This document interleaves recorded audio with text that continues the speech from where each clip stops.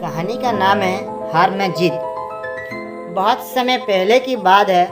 भारत के सुदूर दक्षिण में एक छोटा सा राज्य स्थित था।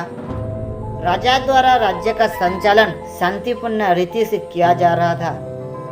एक दिन अचानक उसे खबर मिली कि एक बड़े राज्य की सेना की एक बड़ी टुकड़ी उसके राज्य पर आक्रमण के लिए आगे बढ़ रही है। राजा घबरा गया क्योंकि उसके पास उतना सैन्य बल नहीं था जो इतनी बड़ी सेना का सामना कर सके। उसने मंत्रणा हेतु सेनापति को बुलाया।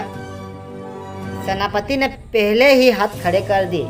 वो बोला, महाराज, इस युद्ध में हमारी हार निश्चित है। इतनी बड़ी सेना के सामने हमारी सेना टिक नहीं पाएगी, इसलिए इस युद्ध को लड़ने का कोई उचित नहीं है। हमें अपने सैनिकों के प्राण गंवाने की बजाय पहले ही हार स्वीकार कर लेनी चाहिए। सेनापति की बात सुनकर राजा बहुत निराश हुआ। उसकी चिंता और बढ़ गई। वो समझ नहीं पा रहा था कि क्या करे और क्या ना करे। अपनी चिंता से छुटकारा पाने के लिए वो राज्य के सन के पास गया।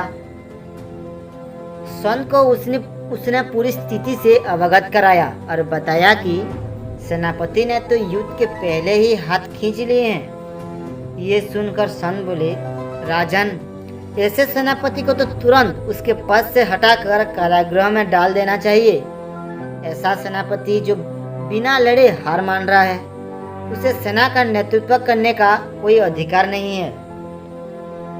किंतु गुरुवर, यदि मैंने उसे कारागृह में डाल दिया तो सेना का नेतृत्व कौन करेगा? राजा चिंतित होकर सन को बोले। किंतु सन ने बोले, राजन, तुम्हारी सेना का नेतृत्व मैं करूंगा। ऐसा सन बोले। राजा सोच में पड़ गया कि सन युद्ध कैसे लड़ेंगे। उन्होंने तो कभी कोई युद्ध नहीं किया है। किंतु कोई विकल्प ना देखे उसने सन की बात मान ली और उन्हें अपनी सेना का सेनापति बना दिया। सेनापति बनने के बाद सन ने सेना की कमान संभाल ली और सेना के साथ युद्ध के लिए कुछ कर दिया। रास्ते में एक मंदिर पड़ा। मंदिर के सामने संत ने सेना को रोका और सैनिकों से बोला, ये यहाँ कुछ देर रुको, मैं मंदिर में जाकर ईश्वर से पूछ कर आता हूँ कि हमें युद्ध में विजय प्राप्त होगा या नहीं। ये सुने सैनिकों ने चकित होकर पूछा, मंदिर में तो भगवान की पत्थर की मूर्ति है, वो कैसे बोलेंगे? इस पर सेना की कमान संभाल रहे संत ने कहा, मैंने अपनी सारी उम्र देवियों शक्तियों से वार्तालाप किया है, इसलिए मैं ईश्वर से बात कर लूंगा। तुम लोग यहीं रुककर मेरी प्रतीक्षा करो। ये कहकर संत मंदिर में चले गए। कुछ देर बाद जब वो वापस लौटे तो सैनिकों ने पूछा, ईश्वर ने क्या कहा? संत ने उत्तर दिया, ईश्वर ने कहा कि यदि रात में इस मंदिर में प्रकाश दिखाई पड़े तो हमारी विजय निश्चित है। पूरी सेना रात होने की प्रतीक्षा करने लगी। रात हुई तो मंदिर में उन्हें प्रकाश दिखाई पड़ा। ये देख सेना खुशी से झूम उठी।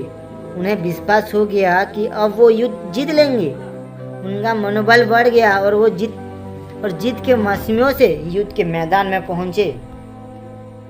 पूरे 21 दिन चला युद्ध। सैनिकी जी जान से लड़े।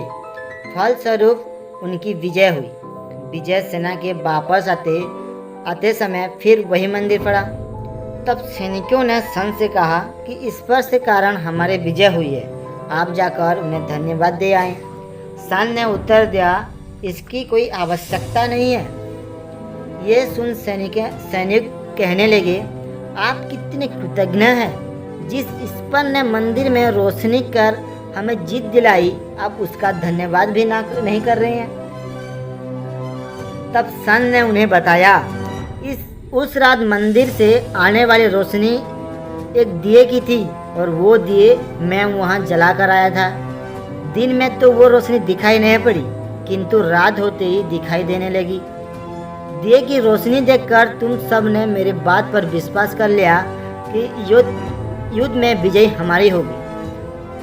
इस तरह तुम सबका मनोबल बढ़ गया और तुम जीत के विश्वास के साथ युद्ध के मैदान में गए और असंभव लगने वाली विजय तुमने उसने प्राप्त की। इस कहानी से हमें ये सीख मिलती है कि खुद पर विश्वास रखो और परिश्रम करते रहे, विश्वास की जरूर विजय होगी।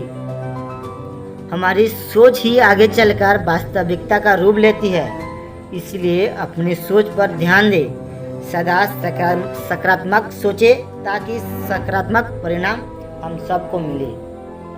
अगर आपको मेरा ये कहानी अच्छा लगे तो प्लीज़ वीडियो को लाइक कीजिए और चैनल को सब्सक्राइब करना ना भूलें। धन्यवाद।